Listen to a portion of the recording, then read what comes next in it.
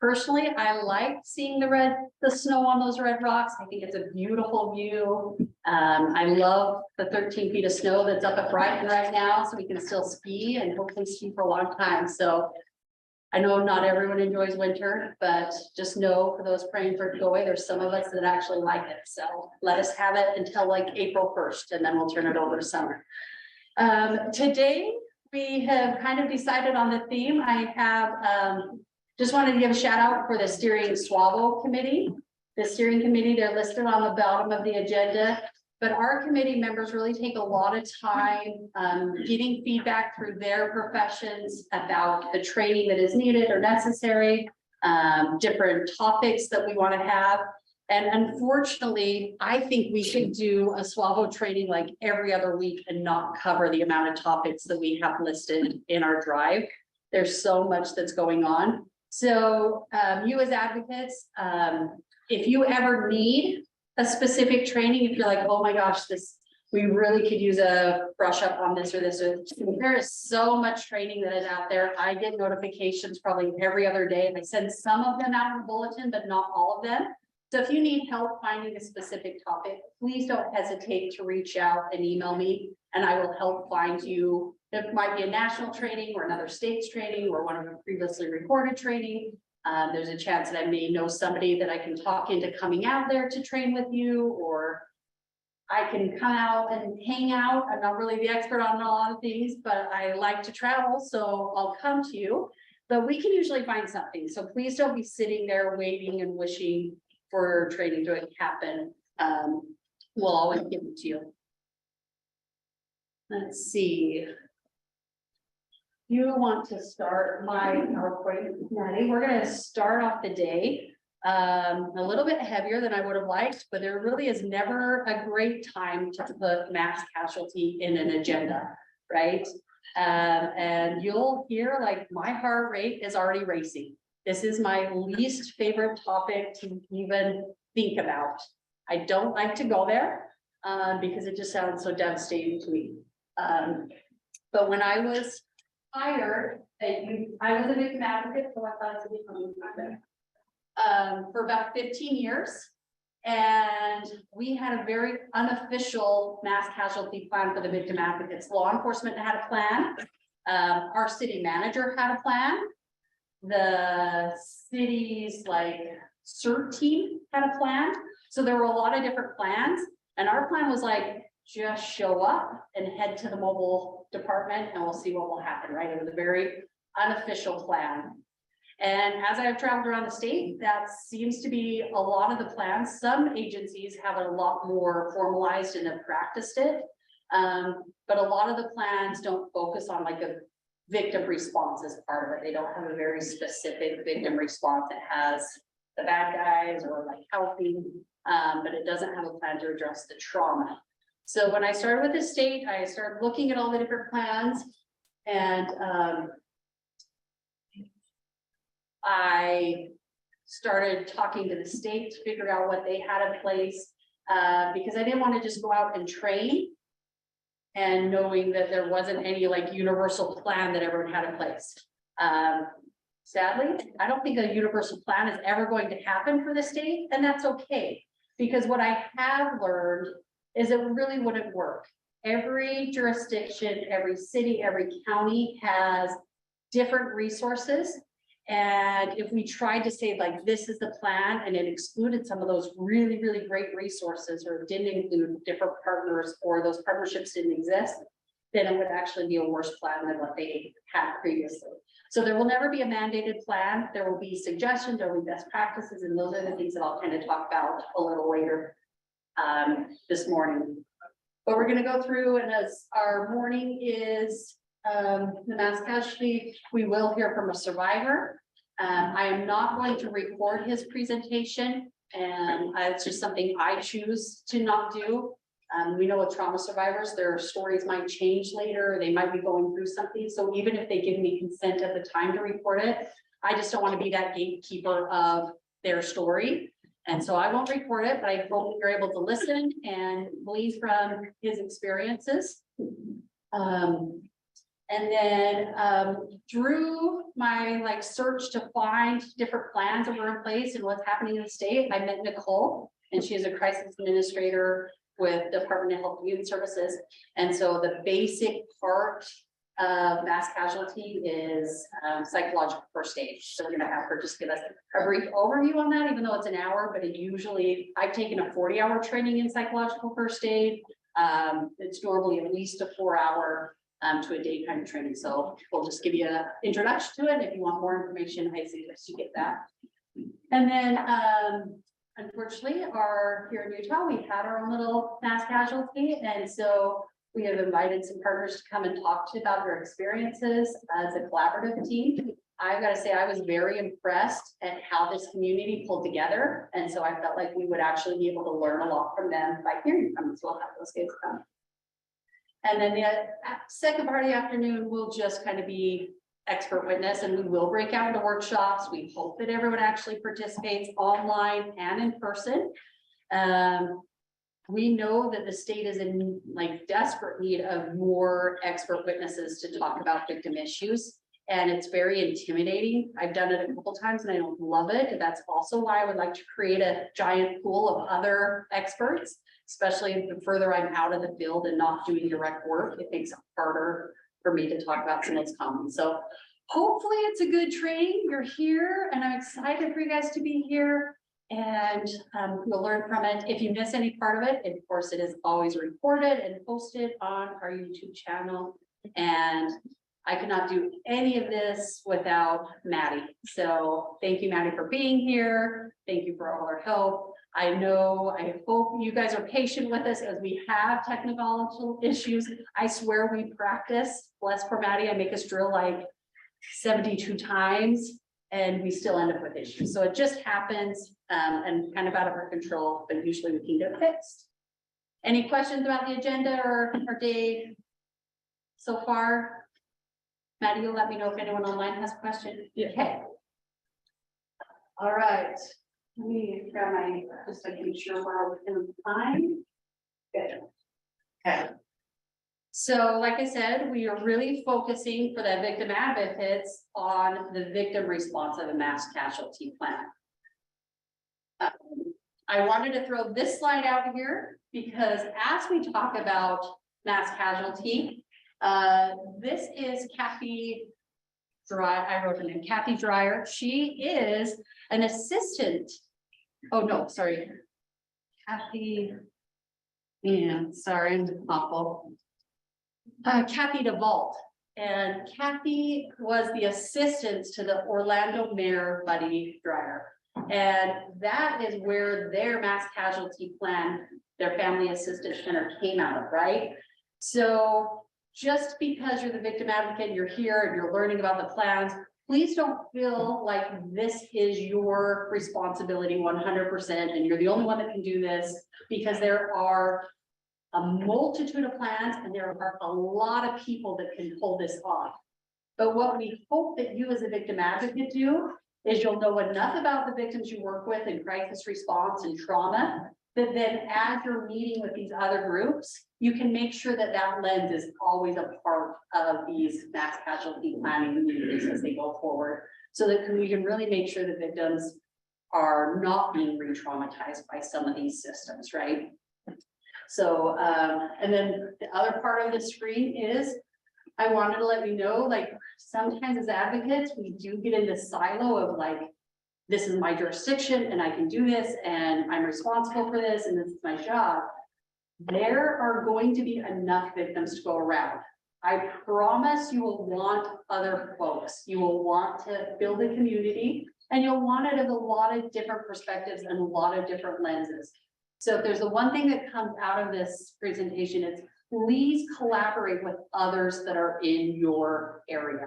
Get to know who's in your local behavioral health, get to know who's in your city manager's office and your law enforcement, and work with them. You don't have to design this all by yourself going forward. There probably is a plan in place, if not 17 plans in place.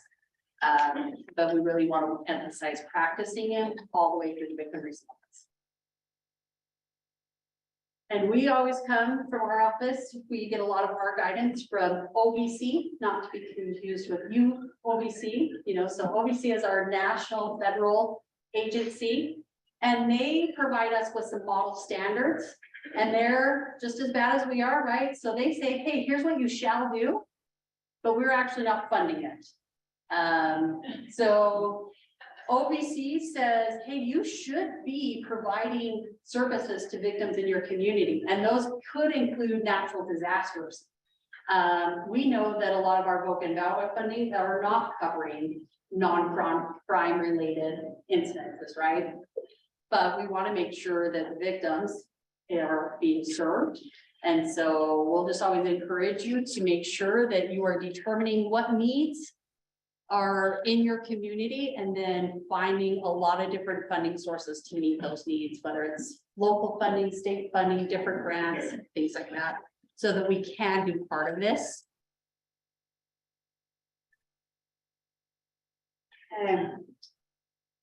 Oh, not important now necessarily, but have any of you guys used any of the AI chat features?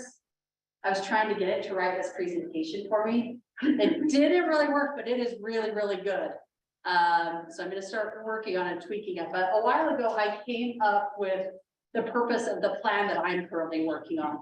The plan that I've been working on is with the Department of Emergency Management, and it directly links to the state's emergency operation plan. In your handouts, you have links to the emergency operation plan. All of the state's plans start looking like this. This is the victim response plan. It's humongous. Thankfully, they also then create like little cliff note versions. They break it out into each section. And so that's where we're currently working, is to break it down into little sections and who's responsible. But the purpose of our plan is to improve the state's collaborative capacity to serve crime victims after a mass casualty event. These partnerships then connect the existing plans and processes to work in conjunction with each other by identifying the strengths and the gaps in all of the different state resources. So hopefully you'll find out through this that there's just a multitude of state resources that are out there. And I'm so sad that I did not know about so many of them when I was a victim advocate.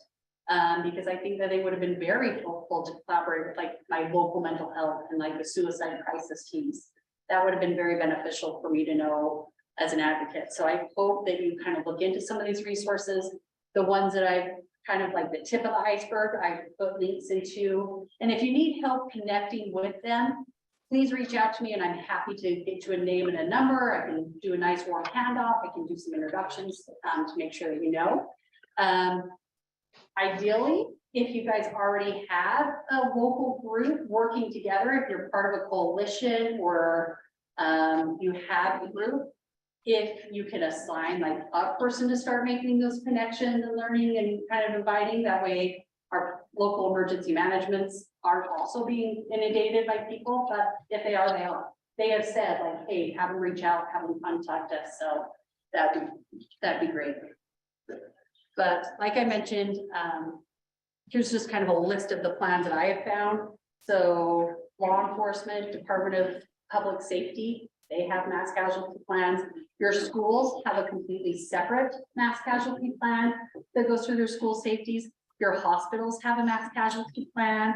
The Department of Health and Human Services have a mass casualty plan. The Department of Emergency Management has a mass casualty plan. Your universities have a mass casualty plan. Most of your like mayors in your city have a mass casualty plan. And so there are just a huge amount of these plans.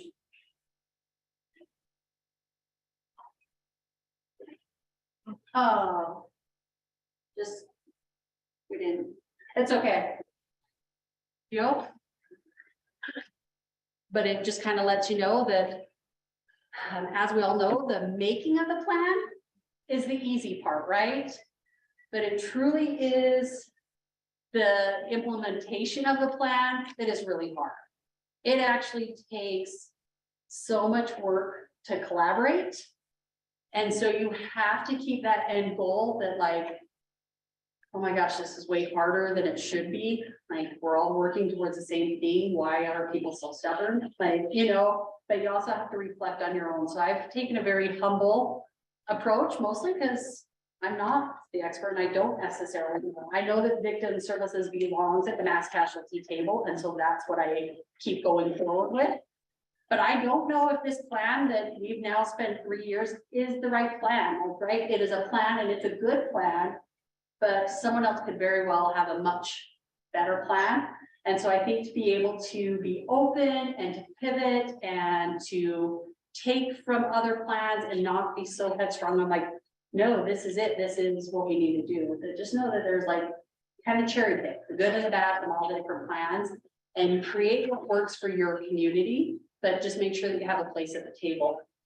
And this is community-based and system-based, right? Like, when something really happens, it's going to be, could be very large. We want to make sure that everyone's at the table. So our plan, like I said, is this giant book that I have up here. But it's based on 16 best practices. And here's the checklist. It is in your Google Drive, so you can kind of see. So this is something that you can even, before this plan gets adopted by the state, you could go to your local law enforcement today and say, hey, I learned about a mass casualty plans. What does our city have in place? Do you know if it includes anything with the victim response? And does it include any of these 16 best practices? And how I always like to start plans is I like to go for that low hanging fruit first, right? What do we already know that's happening? Does it just need to be tweaked a little bit to make sure it works? Great, start there. And then you kind of can build on into some of the bigger parts of it. But a big part of it, of course, is your, so far, all the plans start with the incident command structure. So most system-based advocates are familiar with the incident command structure. And some community-based are as well, but there's free training, and I linked it in your resources. It's NIMS, ICS, and it starts with 100 and it goes up to like 1200. But even if you just start with the basics, so you kind of get a good understanding of what an incident command structure system looks like, that will be a good one to train on first. And then you want to know who are the stakeholders, right? Like write down again, who are your partners? Who can you call immediately when something happens? And then ask them, who do they know? And kind of build out that tree and kind of get a contact list. And then identify, well, how's that contact going to be made? What's it going to look like? What if it's, 3 a.m. on a Sunday? How do we get a hold of people? Go through that. And then the other big thing is the Family and Friends Reception Center. This historically, when I grew up, it was called the Reunification Center. We are steering kind of away from that reunification because not everyone gets reunified, right? So that's kind of a misleading center. So you'll notice, and that would be something maybe you can talk to your law enforcement or your city managers. They're probably still calling it that Reunification Center. So that's just a good victim-centered kind of approach to say, hey, is there a way that we can maybe rename this something else? Because when you see that on the news that go to this reunification center in their head, they're going to say, oh, good, I'm being reunified, when that's not necessarily what's going to happen. Okay, so I wanted to throw,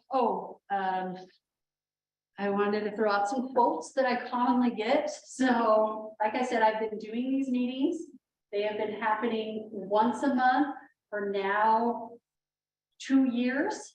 And it's funny because we all sit in the meeting and we're all like, yeah, we love it. It's good. It's great. Like, oh yes, keep going. Let's go. This is good. Feels very positive.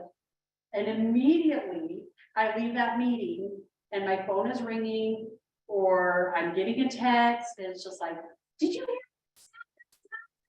That's not how it's going to work. This is what's going to do. Right. So it's like, okay, like you can do some behind the scene work, but you really want to have these collaborative meetings and you want people to feel empowered enough to speak up and to be part of it and to be respectful. And all of these people in these meetings are respectful folks, but it's just the perspective, right?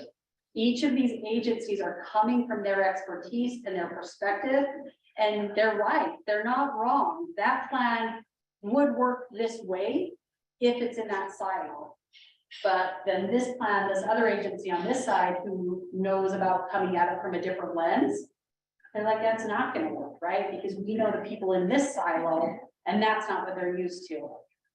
So that's why this plan is taking years longer than it should take. But I think in the end, we'll really come to hopefully some sort of agreement, and it will work. Good. So, you know, we're not all speaking the same language, and it's true, we're not. And so I think just take that with a grain of salt, know that it's gonna be hard work, but it's valuable work. And I think, you know, to make sure that our victims are being included is something we wanna do.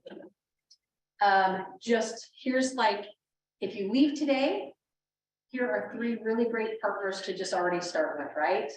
So Utah Office for Victims of Crime, if you receive funding, there are grants that can help pay for certain things, but you need to know what those are before the event happens, right? So it's nothing like scrambling to figuring out, you're giving somebody bad advice and they're telling something and they're like, well, I was told this was gonna happen. Well, you were also in crisis brain, and that's not what was said at all, right? So let's get some of this in place ahead of time.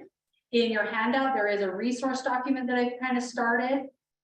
We do have some guidance from the grants team about mass casualty response and what would that look like. I'm still waiting to get some response from the compensation about what can be covered and how that would look like under there. But I hope to kind of keep this living document going, so you guys will always have updated information there that you can then take and add to your plans. The Utah Department of Emergency Management is a fantastic partner. They're not system focused, right? They're not law enforcement, but they are really great. They are natural disasters. They're a Red Cross. They're a link to so many amazing resources, and it needs to be escalated through the Department of Emergency Management. So that means usually your city needs to contact Kent County, who then contacts your region, who then contacts the state.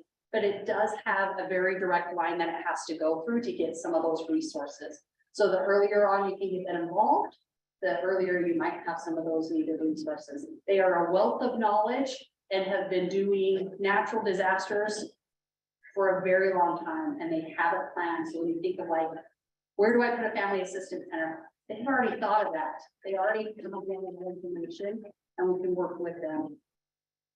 And then the Department of Health and Human Services, do you know that they employ, the state of Utah employs over 800 crisis workers under like Utah Response and the mental health crisis line. And so they have access to just this huge number of folks that are used to working with people in crisis, right? And that they can actually bring those to your area, working through your local mental health. So those are some really good partners to start figuring out where they are and who they are. Talked about all the plans. There's links to each of those plans if you're curious about them and want to read them. And then I'm actually glad this didn't play, because it will just be stuck in your head all day, but it's Sesame Street. No, again, just who are the people in your neighborhood? Let's figure out how to partner with them.